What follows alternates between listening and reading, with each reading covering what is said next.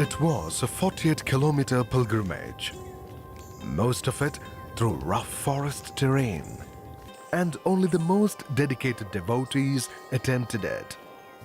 Shanmugam knew the trail well.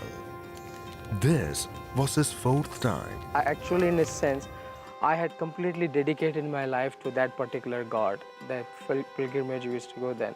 Sometimes I would think that if I want to die, if I die in that temple, I would straight go to heaven. But something just wasn't right. Despite being so devoted, nothing seemed to be working out in his life. Things, in fact, were getting worse. Shanmugam worked in a jewelry shop at that time.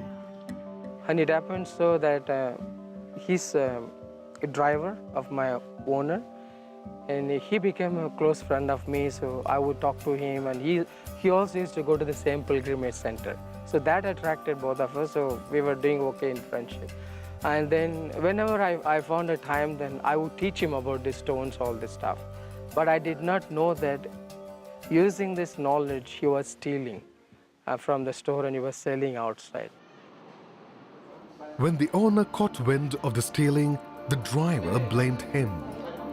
He was thrown out onto the street, a thief. My boss believed that I only did it because next to him, I was the only person in that store who had that knowledge.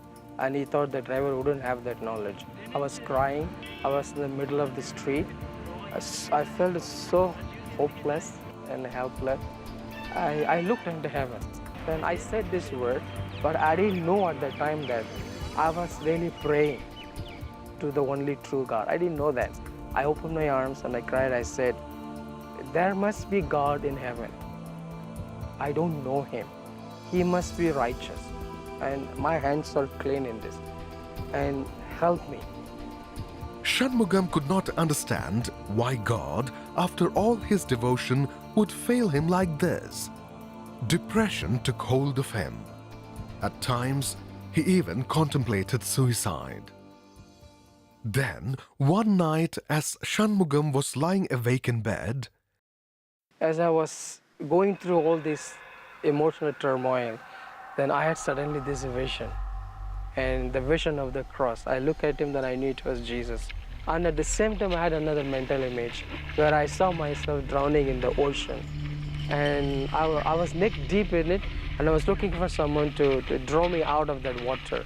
But I saw only Jesus on the shore, and nobody else is around. And here I am drowning. Then nobody else is there. Only Jesus is there. No other gods.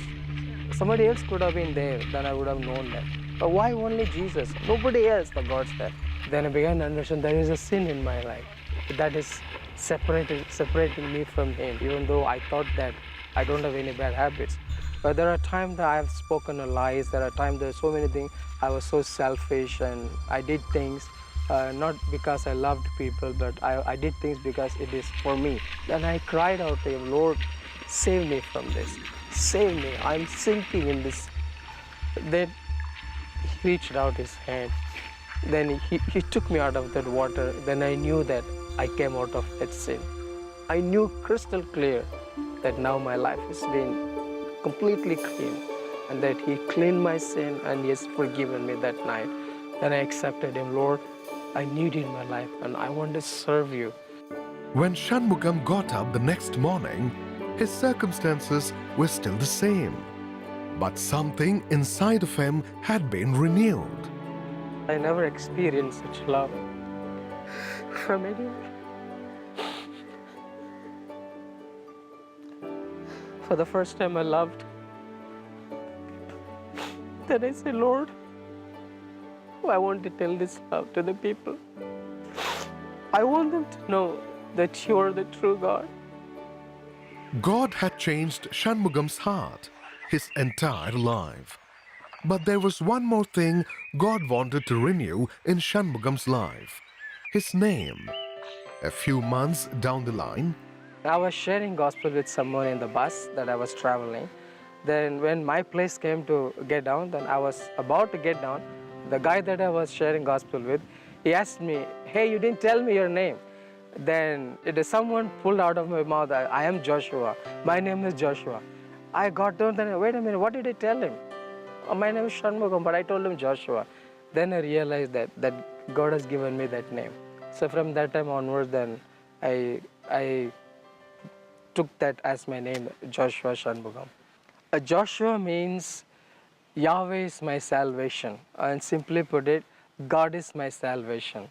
So whenever I call myself Joshua, I remind myself that the Lord is my salvation. Joshua's parents, however, still did not know Jesus, but God had a plan for them as well.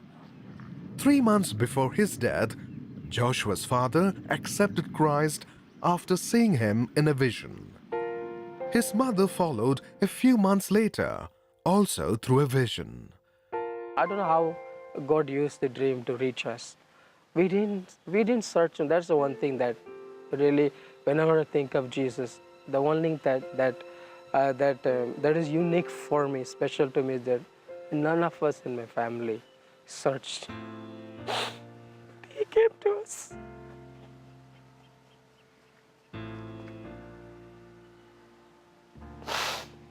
He came to us. Joshua is now married, has 2 children, and is studying in a Bible college. He has dedicated his entire life to telling other people about this one true God and his undying love for all of us. From my own experience, I can tell you that Jesus is real. I did not seek him, but he sought me. And he sought me not to abandon me. He sought me to be with me, and he's with me.